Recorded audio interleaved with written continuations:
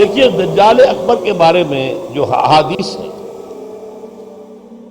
ایک بات تو یہ کہ وہ کانا ہوگا ایک آنکھ سے، اس کے ماتھے پر لکھا ہوا ہوگا کافارا، ہر مومن پڑھ لے گا چاہے پڑھا لکھا ہو یا نہ ہو،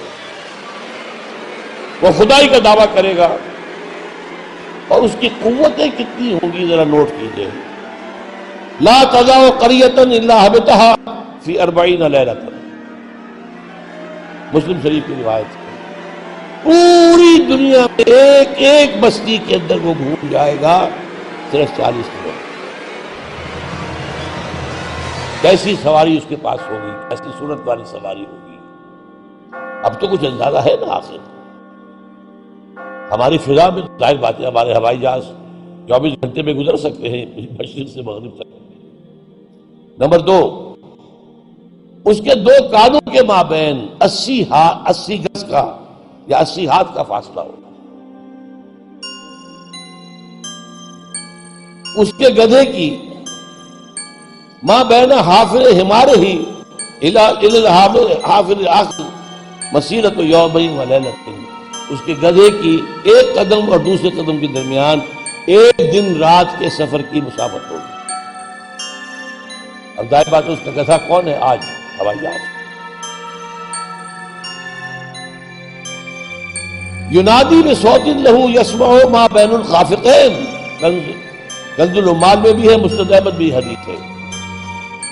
وہ آواز دے گا ایک ایسی آواز سے جس سے مشرق اور مغرب کے درمیان سب لوگ سنیں گے. ہو گیا کہ نہیں؟ بش کی تقریر سب سنتے کہ نہیں؟ سخرت لہ انہار الارض واسفارھا یامر السماء فتمطر والارض فتنبت، اس کے لیے تمام دریا اور پوری زمین مسخر کر دی جائے گی. وہ جب حکم دے گا آسمان کو بارش برسائے گا. مادر ذات انز اکمہا، اس کو ٹھیک کرے گا، کوڑی کو ٹھیک کرے گا. یہ حضرت عیسیٰ والے معجزے ہیں. یحیی الموتیٰ، مردوں کو زندہ کرے. آج جو ہے کلوننگ اس جگہ تک پہنچ چکی ہے کہ آپ کے والد کی قبر سے لاش میں سے کوئی تھوڑا سا ٹکڑا نکال کر والد بنائے جا سکتے ہیں. یہ دوسری بات ہے کہ ابھی بحث چل رہی ہے، ہیومن کلوننگ کی کھلی اجازت نہیں دی جا رہی، لیکن آ گیا. ایک آدمی کو چیر کر 2 ٹکڑوں میں بانٹے گا اور پھر زندہ کر دے گا. وَيَبْعَثُ مَعَهُ یا يُبْعَثُ مَعَهُ الشَّيَاطِينُ عَلَى صُورَةِ مَنْ قَدْ مَاتَ مِنَ الْآبَاءِ وَالْأُمَّهَاتِ وَالْإِخْوَانِ فَيَأْتِي أَحَدُهُمْ إِلَىٰ أَبِيهِ وَأَخِيهِ فَيَقُولُ أَلَسْتُ فُلَانًا أَلَسْتَ تَعْرِفُنِي. اس کے ساتھ شیاطین جن کا لشکر ہوں گے اور ان کی صورتیں وہ بنا دے گا لوگوں کے مرے ہوئے ماں باپ اور بھائیوں کی سی، اور وہ آ کر کہیں گے دیکھو میں تمہارا باپ نہیں ہوں، پہچانتے نہیں مجھے، میں تمہارا بھائی نہیں ہوں، پہچانتے نہیں ہو مجھے، ارے میں تمہاری ماں نہیں ہوں، پہچانتے نہیں ہو. یہ خدا ہے، اس کو کرو سجدہ. عام کفر و الحاد. اور ایک بات جو سب سے اہم ہے جو آج شروع ہو چکی ہے اور میں تفصیل بیان کر چکا ہوں، کائرو کانفرنس اور بیجنگ کانفرنس اور بیجنگ +5 کانفرنس، اور وہ بھی یونائٹڈ نیشنز کے تحت. آخر من یخرج الیہ النساء، آخر میں جو اس کی پیروی کے لیے نکلے گی گھروں سے وہ عورتیں ہوں گی. حتی ان الرجل لیرجع الی امہ وابنتہ واختہ وعمتہ فیوصفها، یہاں تک کہ ایک بندہ مومن جائے گا دوڑ کر اپنے گھروں میں اپنی ماں کو، بہن کو، بیٹی کو، بیوی کو باندھ کر جکڑ کر رکھنے کی کوشش کرے گا اور وہ رسیاں توڑا کر اس دجال کے پیچھے بھاگے گا. وہ نقشہ ہے آج. ایک حکم پر یہ شیطان مشرف جو ہے ہمارے ہاں 30% سیٹیں عورتوں کے لیے مقرر کر دیں.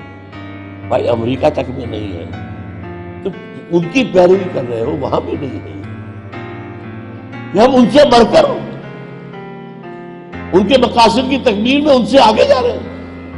اب دیکھتے دیکھتے ہماری بات کو دیکھ کر انڈیا کے اندر بھی آیا ہے کہ 30% سیٹیں سب کی جو ہے خاص کر دی جائے عورتوں کے لیے، وہاں وہ نہیں ہو پا رہا۔ جمہوری حکومت ہے، اختلافات ہو رہے ہیں، ابھی بحثیں چل رہی ہیں۔ اور یہاں کیا تھا، مشرف ایک حکم، اور کوئی نہیں بولا، کوئی مذہبی لیڈر نہیں بولا یہ کیا کر رہے ہو، کوئی سیاسی لیڈر نہیں بولا کیا کر رہے ہو۔ ان کی گھٹی میں سیاست پڑ چکی ہے۔ خطرہ یہ تھا کہ ہم نے اگر ایسی کوئی بات کی تو الیکشن کو اسکور کر دے گا، اور الیکشن بڑا ہوا عام طریقے۔ بہرحال یہ دجالیت جو ہے، دجال اکبر کی آنا ہے، یہ ہوگا کون؟ اس میں احادیث کے اندر اختلاف ہے۔ ایک واقعہ یہ بھی ملتا ہے کہ حضور ہی کے زمانے میں یہودیوں میں ایک بچہ پیدا ہوا، ابن سیاد۔ وہ بڑا غیر معمولی قسم کی صلاحیتیں اس میں تھی، وہ اپنی پیٹھ کے پیچھے سے بھی دیکھتا تھا، وہ سوتا تھا تو اس کا دل نہیں سوتا تھا، وہ پوری طریقے سے اس کے حواس جو ہیں وہ بیدار رہتے تھے۔ تو حضور نے اس کے کچھ حالات وغیرہ کا باقاعدہ مشاہدہ کیا، یہ سوچتے ہوئے کہ شاید یہی دجال بن جائے۔ حضرت عمر نے کہا بھی کہ آپ مجھے حکم دیں میں اس کی گردن اڑا دوں۔ فرمایا نہیں، اگر تو یہ وہ ہے تو اسے قتل کریں گے عیسیٰ ابن مریم، تم قتل کرنے والے نہیں ہو گے، اور اگر یہ وہ نہیں ہے تو خام کا ناحق خون کا جو ہے تمہارے اوپر الزام آتا ہے۔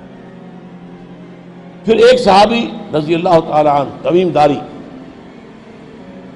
وہ عیسائی تھے، اسلام لائے تھے، وہ کسی بحری سفر پر گئے تو طوفان جو ہے ان کے جہاز کو لے کر ادھر ادھر کئی ایک مہینے تک، اس سے بھی زیادہ، موج ادھر لے گئی پھر ادھر لے گئی پھر ادھر لے گئی، حتیٰ کہ ایک جزیرے میں جا کے ان کا اترنا ہو گیا، وہاں کوئی نہیں تھا، غیر آباد۔ اندر کچھ گئے تو انہیں ایک عجیب سی مخلوق نظر آئی، جساسا، کہ نہ اس کا پتہ چلتا تھا منہ کدھر ہے دم کدھر ہے۔ اس نے کہا تم کیا کرنے آئے ہو؟ دیکھو فلاں صومعہ ہے، ذرا ادھر جاؤ، گھنا جنگل ہے، وہاں جو ہے ایک صومعہ ہے، چرچ ہے، اس میں ایک آدمی تمہارا انتظار کر رہا، جاؤ۔ وہاں گئے تو دیکھا کہ ایک بہت قوی ہے، بہت لمبا چوڑا، رسیوں میں اور چینز کے اندر جکڑا ہوا انسان، انسانی شکل۔ اور اس سے پھر مکالمہ ہوا، کچھ سوالات کیے، کیا بحیرہ گلیلی میں پانی ہے؟ کہاں جی ہے؟ اچھا، ایک وقت آئے گا کہ پانی نہیں رہے گا۔ حضرت عیسیٰ علیہ السلام کی آمد کے بعد جب یاجوج ماجوج آئیں گے تو یہ سارا پانی پی جائے گا، کوئی قطرہ نہیں بچے گا۔ اس طرح کئی سوالات کیے، اور پھر اس نے غالباً یہ کہا کہ میں دجال ہوں، مجھے ابھی اللہ نے گرفتار کیا ہوا ہے، پھر اب وقت آئے گا مجھے چھوڑے گا۔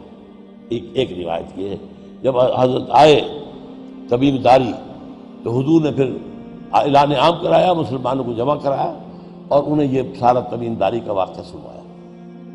دیکھیے بھی ہے۔ تو اب یہ کہ اس کے بارے میں یقین کے ساتھ فیصلہ کرنا کہ وہ کون ہوگا، میرا گمان یہ ہے کہ وہ وہی ہے جو ابھی اس صومعہ میں قید ہے، لیکن وہ کوئی جن ہے، انسان نہیں۔ عزازیل جو شیطان لعین ہے، اس کا کوئی بڑا جنرل ہے، جو کہ آخری وقت میں آخری امتحان کے لیے انسانوں کے اللہ تعالیٰ کی طرف سے اس کو چھوٹ دی جائے گی۔ اور یہ ہوگا حضرت عیسیٰ علیہ السلام کا جو حکومت کا دور ہے 40 برس، اس کے آخر میں، اور اسے بھی پھر حضرت عیسیٰ علیہ السلام ہی قتل کرے۔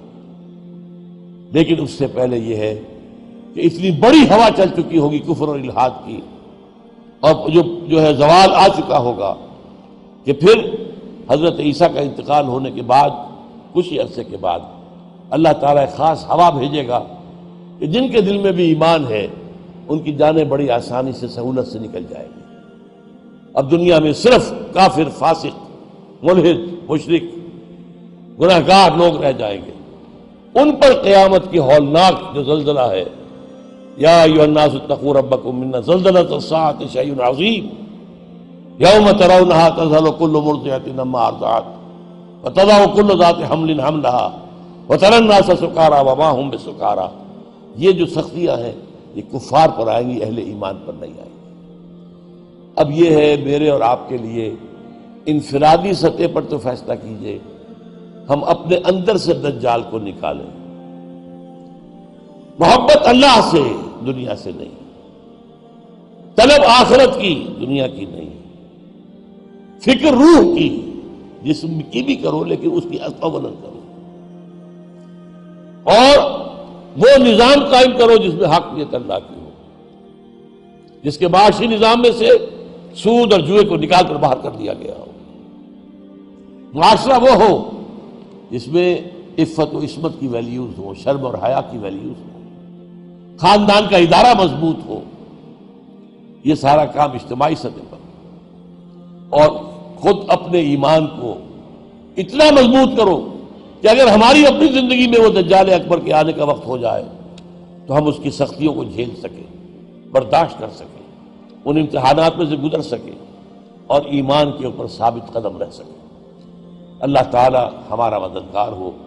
اقول قولی ھذا واستغفر اللہ لی ولکم ولسائر المسلمین والمسلمات۔